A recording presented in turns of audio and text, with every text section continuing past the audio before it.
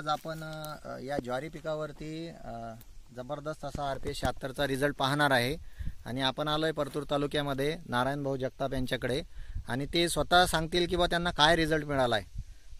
तर नारायण भाऊ, आपण ही जी आपली ज्वारी आहे या ज्वारीला RPS 76 कशा पद्धतीने वापर केला? हिचे सरीला बेन प्रक्रिया केली आणि तुमच्या समोरच इकडे हिला बेन प्रक्रिया नाही केली। बरोबर, म्हणजे ही जी ज्वारी पेरली तुम्ही या ज्वारीला तुम्ही बियाणे प्रक्रिया केली तर क्वालिटी पाहावं त्याची कशी आहे।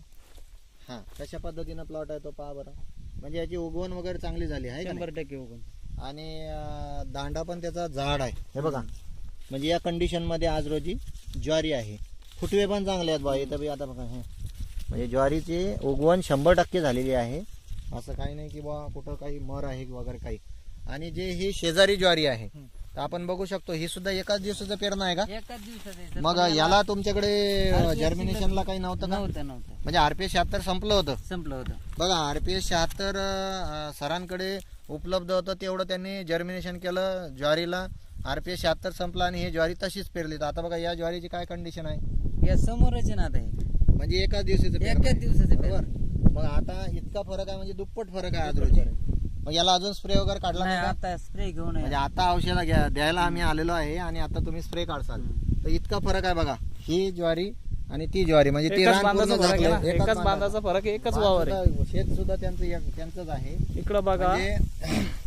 म्हणजे शेतकरी बांधवांना मी सांगू इच्छितो की जर बीज प्रक्रिया आपण RPS 76 द्वारे जर केली तर 100% उगवण पण होते, त्याच्यानंतर त्याची ग्रोथ पण चांगली होते, क्वालिटी पण चांगली राहते। आणि आता मक्यासारखंच या ज्वारीवर सुद्धा लष्करी अळी येत आहे। तर आपण बघू शकता की या कुठल्याही प्लॉटवरती कुठल्याही प्रकारची लष्करी अळी नाही, एकदम क्लिअर आहे, क्वालिटी पण एकदम चांगली आहे, ग्रेनरी चांगली आहे, हिरवेगारपणा चांगला आहे। तर ज्वारीसारखं पीक सुद्धा जे आपल्या आहारामध्ये आपण नियमित खातो, गव्हासारखं पीक म्हणजे त्याला तर आपल्या जेवणामध्ये अनन्यसाधारण महत्त्व आहे, त्यांना आपण ऑर्गॅनिक पद्धतीनं पिकवलं पाहिजे असं धन्वंतरीच्या आमच्या सर्व डिस्ट्रीब्युटरना वाटते। म्हणून हे जे RPS 76 आहे हे नुसतं फळबाग किंवा पालेभाज्या याला न वापरता कडधान्य जे आहेत आपले म्हणजे ज्वारी, बाजरी, मूग, उडीद या सर्व पिकाला वापरलं पाहिजे, जेणेकरून ती सुद्धा सकस अन्न आपल्या या सर्व मानव जातीला मिळालं पाहिजे। धन्यवाद।